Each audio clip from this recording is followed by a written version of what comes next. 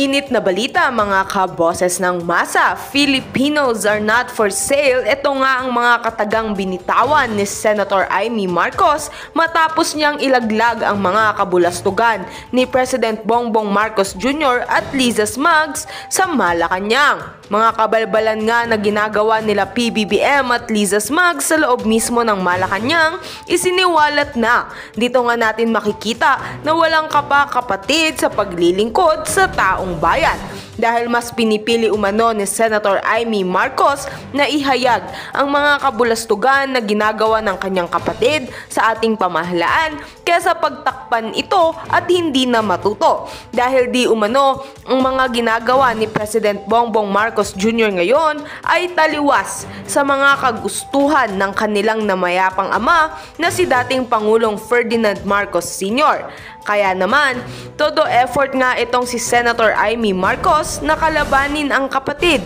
na si Kuting ng Norte na ito para matama daw nito ang mga mistakes na ginagawa niya sa ating bansa at sa ating pamahalaan at ipagpatuloy na sana niya ang mga nasimulan ng kanilang ama na makakapagpaangat at makakapagpabago sa ating bansang Pilipinas. At heto nga't pakinggan natin ang buong detalye. By the way, this is Boses ng Masa at kung bago ka pa lamang sa aking channel ay mag-subscribe ka na!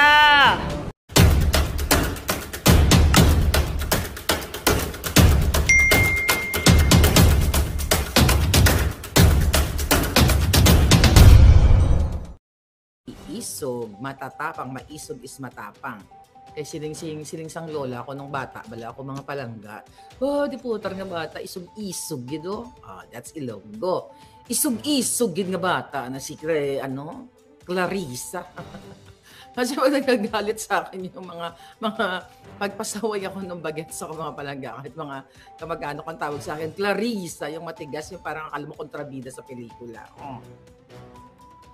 Pati po isog-isog na bata. Kaya lahat ng mga maiisog sa Feb 25 tomorrow na yan, Sunday 7 p.m. SRP Cebu, Kasadya Ground across New Star, Kasadya Ground. Filipinos are not for sale. So our topic for today is in relation with that rally and of course kung gaano kademonyo si Liza Smugs.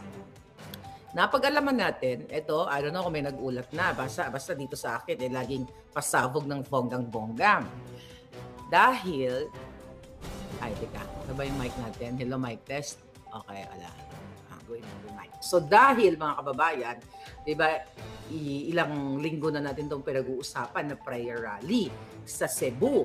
Actually, nadudoon na si Attorney Glenchong, nadudoon na ba? Papunta yata si Attorney Glenchong for sure at si Attorney Vic again.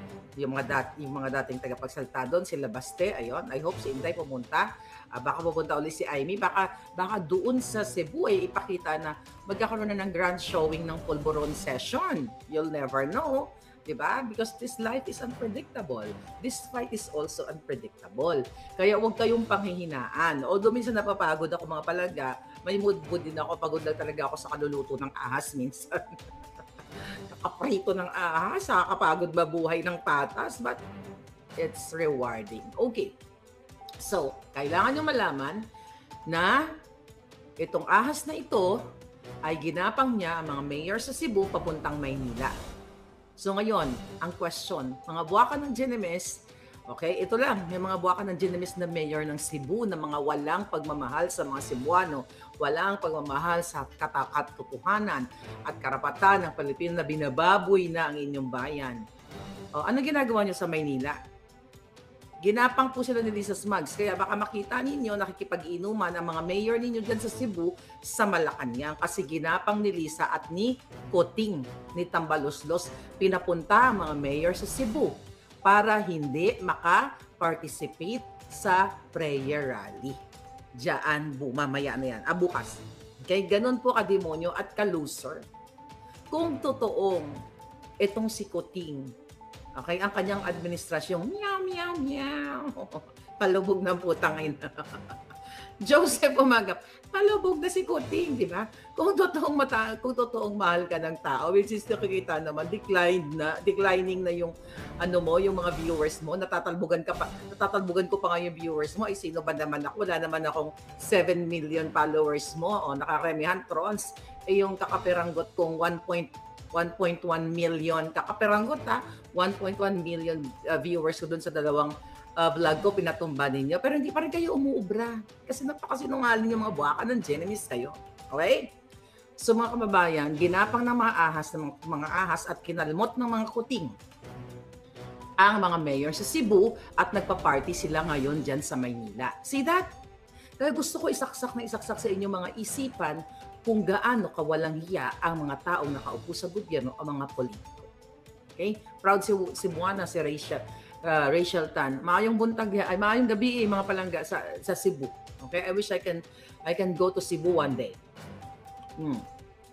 Ikaw, Lisa Smugs. Ha? Bakit mo ginapang? Okay. 7.5 followers to 7 million ngayon. Talaga? O mag-unsubscribe. Pakita natin yung, ito. Rachel Dibs from 7.5 to 7 million ngayon.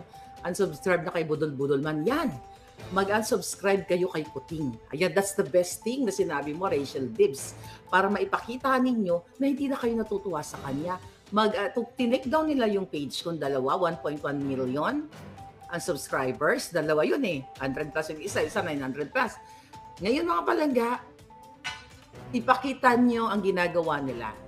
Ako, it's okay dahil di ba ako politiko, mga palangga, ang bunganga ko kahit saan lumulusot, kahit sa bukid, sa batis, sa alapaap, di ba? Habang high si Kuting, nasa alapaap yung boses ko, di ba? Naririnig nila. Kahit high sila, naririnig nila yung nangabels ko.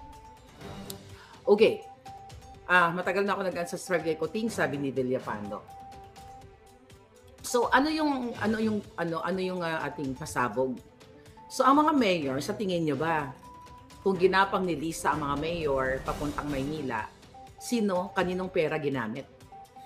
Airfare, party, hotel, shopping, kaninong pera? Papayag ba yung mga mayor na yan? Nagagaso sila ng ganun-ganun na lang kung walang balik, kung walang pakimkim, kung walang kamkam? Sino na naman ang lugi? Pilipino na naman habang ginagapang ng buwaka ng inang hegemonyong itong gobyerno na ito dahil ayaw nila atong mga mayors na ito na maging kabahagi ng prayer rally. Kung ayaw niyo maging kabahagi ng prayer rally, hindi niyo kailangan pumunta ng Maynila at gumastos, okay, ng pera ng bayan para maiwasan niyo yung rally. Wala namang sapilitan yan. Sabi ni Dragoet, magpapulburon test ka na Kuting. Wala mang salpilitan ng rally. Kung gusto mo pumunta ng rally, di pumunta ka ng rally. Hindi mo kailangan tumakas sa Cebu. Hindi mo kailangan gumapak. Gulf Steward, thank you. Kayong mga mayors ng mga bugo, naunsaman mo, mga dudong, mga inday. Mga taksil mo sa inyong bayan. Mga taksil ka mo sa inyong bayan, mga hinayupak kayo. Yes, yung bunganga ko, tatagos ko yan sa inyong mga bungo. Okay? Mga hinayupak kayo, nagpapauto kayo sa isang Junanay, sabi ni Pebbles Talakera o nanay, sa isang butod, sa isang Liza Panas, Lisa Smugs. Okay. Alam mo, nagkakwento lang ako. Yung friend kong lawyer, tinatanong niya ako. Sabi niya sa akin, hindi siya Tagalog. Sabi ko, nag-message kasi siya sa akin. Matatawa ka. Kailangan ko lang i-share sa inyo i-share ko lang ng bonggang-bongga ang sinend sa akin ng aking friend tungkol kay Lisa Smugs. Okay? Ano ba yun?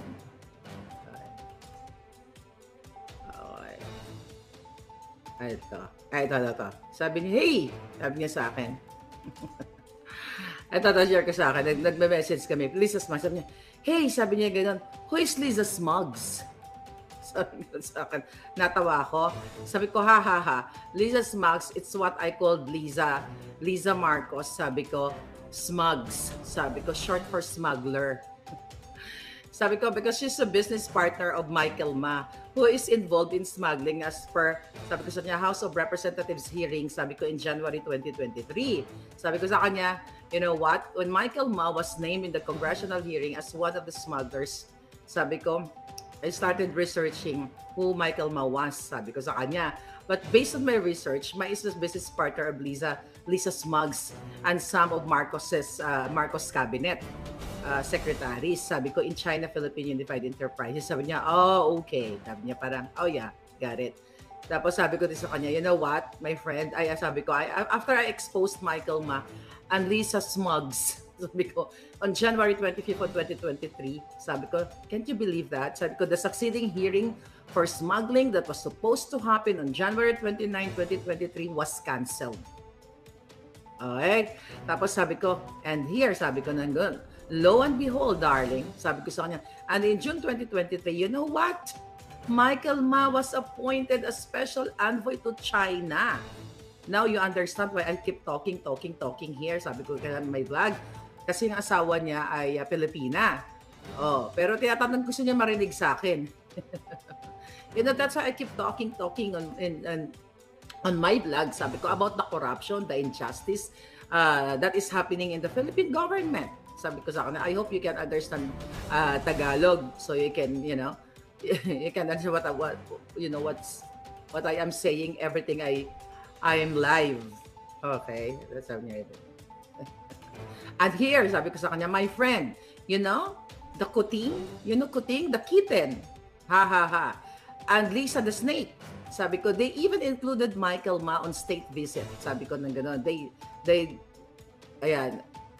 Although, sabi ko, he was named as a smuggler in the congressional hearing. Diba? What a beautiful country, Philippines. Sabi ko sa kanya, regards to your wife. Ha, ha, ha. Okay? Yon. Lisa Smugs. Ngayon, mga palangga, balik tayo sa mga mayor.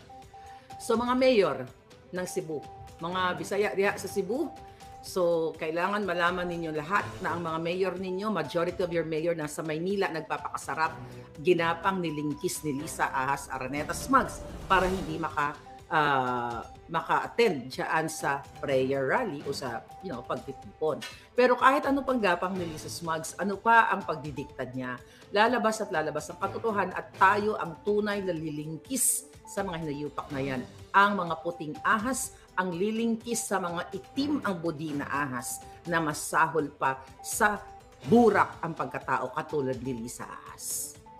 Thank you palangga. Bukas na ang simula paglayas sa mga bangag sa Pinas, LEMs. Kaya natatakot sila, di ba? Sa dami ng in-expose ko sa inyo dito na natataranta si Lisa Smugs, doon pa lang sa mga nakikita nila na sa social media, yung mga dati, distab daw, di ba? Nagpa-request siya ng tangke de guerra sa Malacanang, di ba? Naalala niyo yon. So, ganun sila ka bangag na bangag. Okay? Next target ni Tamba at Congress ay mga kapatid na INC kasi against sa PI. O di subukan nila ang mga kapatid nating Iglesia ni Cristo. May mga kamag-anak, marami akong kamag-anak na INC at kaibigan, lalo na dito sa Jamaica.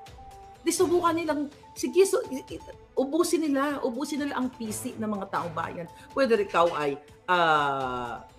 Kingdom of Jesus Christ, INC, Muslim, o kahit anong pang mga religious belief mo, ubusin ninyo ang pasensya ng taong bayan. Mga buhakan ng Genemes kayo. Okay? So ngayon, mga palangga, kung makakarating kayo na doon, sinabi ko na kanina sa Cebu, okay? yung what you call it, yung location. So, you have to be part of it. Kasi, yung ginagawa sa atin, okay, balikan natin. Ito yung bunga ng ating mga expose. Kaya nga, di ba, bunga ito, kaya gusto akong gurgurin. May mga proxy cases, pero si Lisa lahat ang behind yan. Di ba? I'll talk about that later, dun sa pinakadulong part ng ating vlog. So ngayon, nakita nyo naman yung ginagawa ni Risa Virus na nagkaray-karay ng mga nakamaskara sarado, na nakasarado ang mga muka. At sabi nga ni Marcoleta, ni Congressman Marcoleta, I hope Congressman Marcoleta, ipakita mo din yung tapang mo. Kasi I admire Congressman na Kong Marcoleta. Na-interview ko yan eh. Maganda ang kanyang ideology pagdating sa mga magsasaka. Pero for sure, intindihin natin, baka nakikiramdam or something, nakikita ni Marcoleta kung anong kahayupan na ginagawa sa Kongreso. At I hope, if you're really for the country, you have to speak up, walang reservation, itodo mo na. Kasi you will fight para sa Pilipino para sa magsasaka. Sabi ni Marcoleta, tungkol dun sa kinaray-karay na mga nakamaskara, na mga parang mga multo. 'Di ba? Sabi ni Marcoleta na hindi ka hindi ka tatanggapin ng piskal na mag-file ka ng asunto na nakamaskara. Unang-una, gagawa ka ng complaint affidavit. Papakita mo, i-fix mo yung signature mo doon. Doon na ipakilala mo ang sarili mo. Pipirmahan mo, tama. Mo pa nga at iyon sapagkat kung hindi mo pinirmahan iyon, baliwala iyon. Ganon ba yon sa pamamaraan ng Senado kung halimbawa na may uusigin ka, kailangan nakatakip ang muka ng testigo? Paano mo masasabi ngayon na yung mga taong iyon ay nagsasabi ng totoo sa'yo? Pangalan nga lang nila, mga identity nila, ayaw nilang sabihin. Paano susumpa iyon sa katapatan ng mga sasabihin niya laban sa isang tao? Yun ang tingnan natin. Correct. Diba? Kahit sino, pwede nilang bayaran. Si Lisa Smugs nga, pwede magpanggap Pwedeng umarte dyan Pwedeng hilain Ontiveros, lagyan niya ng maskara yung mukha ni Lisa Smugs. Diba? Magsalita doon kunyari.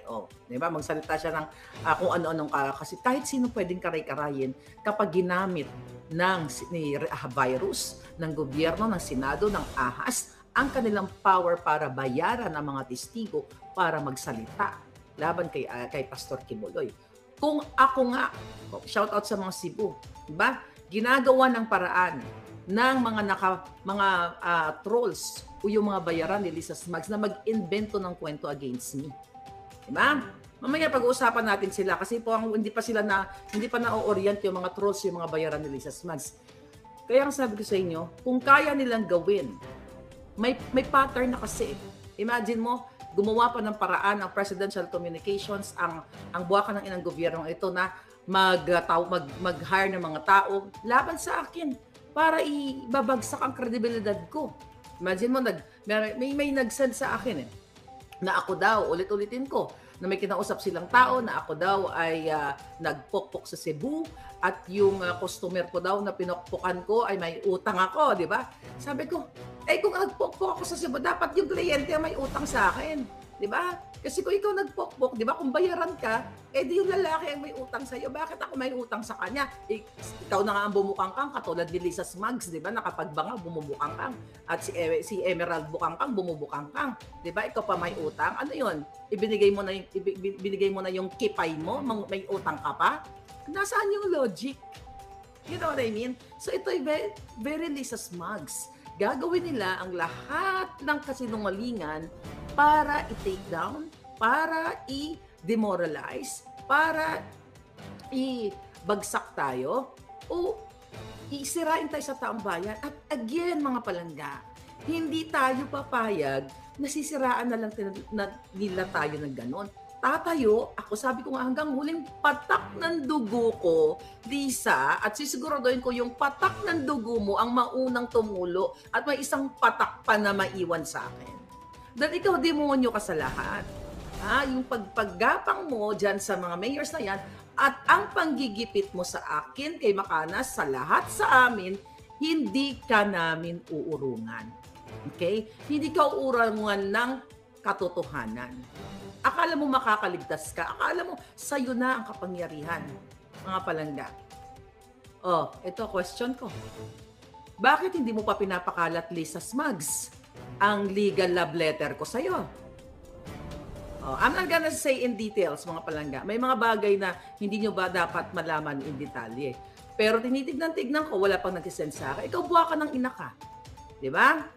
Kanina, dapat alam mo na, dapat nakarating na sa kampo mo ang legal love letter ko. Ito po ay connection sa ni-report ko sa FBI. Okay? Alala nyo na. So connection, I cannot give you the full or the entire details of this. Pero gusto ko tanungin kay Lisa, nasaan yung mga dugyot? Hindi pa, bakit ayaw mo pa ipasa sa mga i-disseminate? Sa mga bayaran mo, yung pinadala ko sa'yo. Di ba? Itodo mo na. Tangainan nyo eh. Di ba? Sasabihin nyo si Maharlika, nagti-TNT eh. O mga ganon, di ba? O, disseminate nyo na para magkaroon sila ng vlog. Pagka magkaroon sila ng content. Yung mga abogadong kasabwat. Mga abogadong kasabwat. Huwag kayong pasisiguro. Ano, magaling kayo? Buha ka ng ina ninyo. I-disseminate nyo na. Inaantay ko eh. Oh, disseminate nyo na ng bonggang-bongga. Bakit bumagang buntot nyo? Matapos kayo magpa-press-con. Disseminate nyo na, Lisa. Huwag nyo nang patagalinan para magkaroon na naman ng content yung mga bayaran ninyo. Di ba? Yung yabang nyo lang, ano? Yung yabang nyo lang. Kung pwede ko lang ipagyabang ang mga bagay-bagay na hawak ko ngayon. Kaso hindi tayo pwede magyabang ngayon, mga palangga. Kailangan natin ng pangmatalinong diskartehan or mga palangga, hindi pangbangag na diskarte. Ano, Lisa? Ha? Todo mo na. I-disseminate mo sa mga dugyot mo, sa mga mainstream media mo. Bakit tayo mo isend? You know, pinadalan ko siya ng love letter, palangga. Legal love letter. Alam mo na to, dahil ikaw ang promotor ng lahat ng ito, di ba? Kaya mo magbayad ng multimillion. Kaya mo magbayad ng bond kahit trillion. You know what I mean? Sa mga lawyers, you know what I mean? Alam mo, aatrasan kita? Putang ina ka. Ang tingin mo sa akin, ganito kasi wala akong pera. Ninakaw sa kaba ng bayan. Buha ka ng ginimis mo. Pobreng Pinoy, thank you. May friend ako na nag-message sa akin kung ano-ano mga sinsend na link na mga, you know, nakikita ka. Sabi ko sa kanya, you have to trust me, darling. In this fight, you have to trust me. I cannot tell you what's going on, the exact details and everything, but I will fight against this Lisa Smugs evil. Ito ang punot dulo ng lahat. Itong buwakan ng ito, kahit hawak niya ang national budget, mga palangga. Total, kung si Pastor Kibuloy ay anointed son, ako ay anointed daughter. Di ba? Oh. Yan. For sure may nanonood dito kasi mahina ang mga utak. Okay, yung mga ano ni Lisa Smugs, yung mga troll niya, mga vloggers sa mga trolls. Ano, hindi pa nakarating sa inyong balita. Dapat by now, alam mo, nakatulog na ako, nag-sleeping beauty na ako. Tinitignan ko yung mga message ko, may nag-message. By now, dapat alam nyo na bakit tayo na i-vlog. Kasi mapapahiya kayo, no? Ayaw nila i-vlog kasi mapapahiya. Diba? Okay. Q. Okay? Keyword. Coercion. Okay? Yan. O, yung mga dugyot. I-vlog nyo na. Gamitin niyo yung word na coercion. Magawa kayo ng kwento kung ano, 'di ba? Kasi magaling kayo, 'di ba? O tanungin niyo si Lisa Smugs, tanungin niyo si Cheloy. Tanungin niyo ang Presidential Communications. Tanungin niyo ang mga alipores ng abogado ni Lisa Smugs. Okay? Tanungin niyo sila. 'Di ba? Ang yabang-yabang niyo, buha ka ng ina niyo.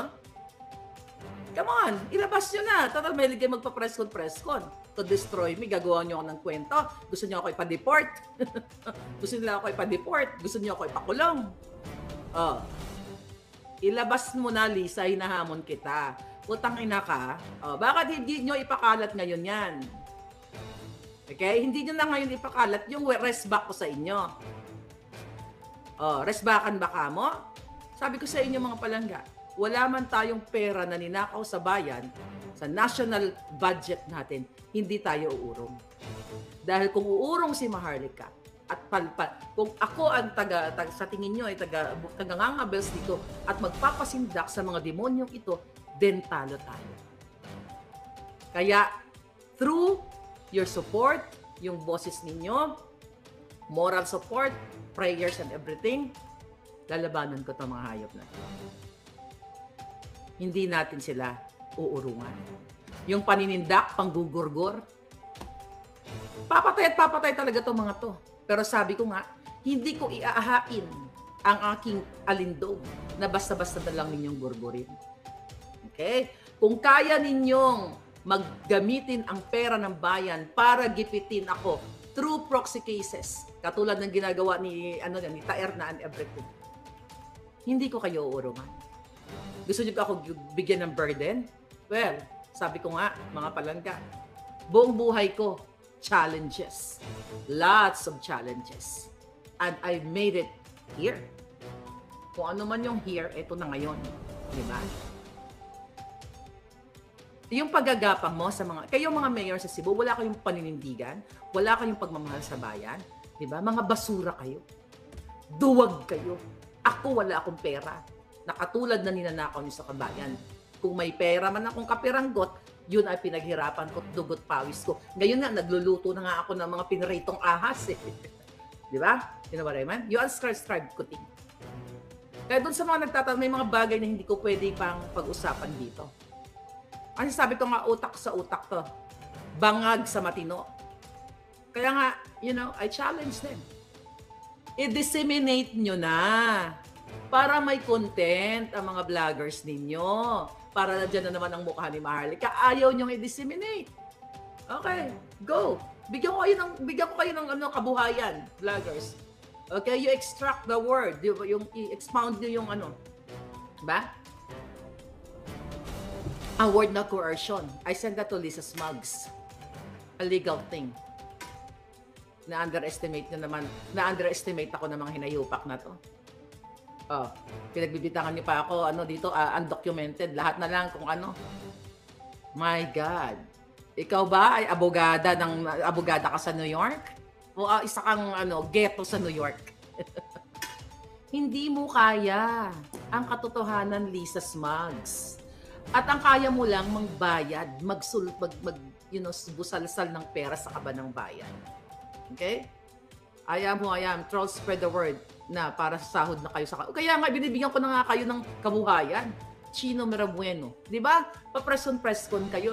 Makukulong na si Maharlika. Magbabayad ng 2 milyon. Nye. Oh. Nagtatago si Maharlika. O then, kausapin nyo yung nagbigay sa inyo ng information about me. Ano sinasabi ni Maharlika na nagpadala siya kay... Na alam na ni Lisa Smugs yung keyword is coercion. Para may vlog kayo, mga buwakan ng ina nyo, para makalamon naman kayo. Di ba?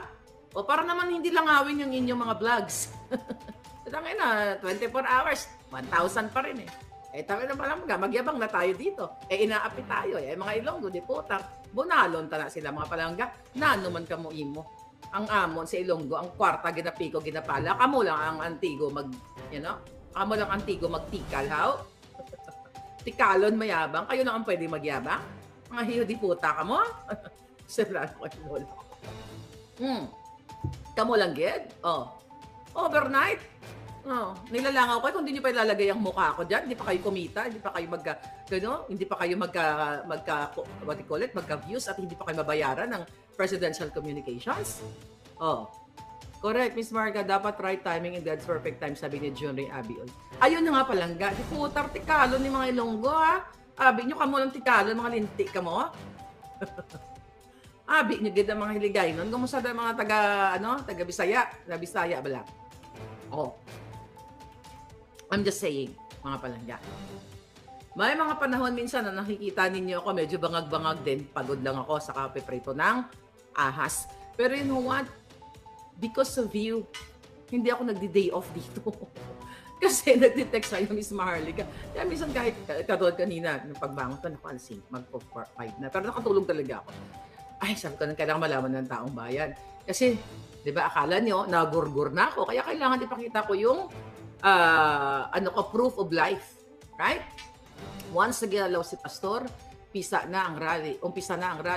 Palaban na ang member ni Pastor na nawagan na magkaisa mga Filipino. We will support Pastor Quiboloy. Not because I support kung ano yung belief niya, sa religious belief. I have my own religious belief. I support the INC because I have friends and family. I support the other community, religious community. Kasi we have to respect our individualities, our beliefs. Ngayon, yan ang ayaw irespeto ng putang inang buwaka ng inang jotang ginang ahas. Ayaw nila kasi critical tayo. Ayaw kasi nilang ipamulat natin sa mata ninyo ang kahayupan na ginagawa nila. Katulad na lamang ngayon sa pagkuha nila o pagbayad nila sa mga mayors ng Cebu.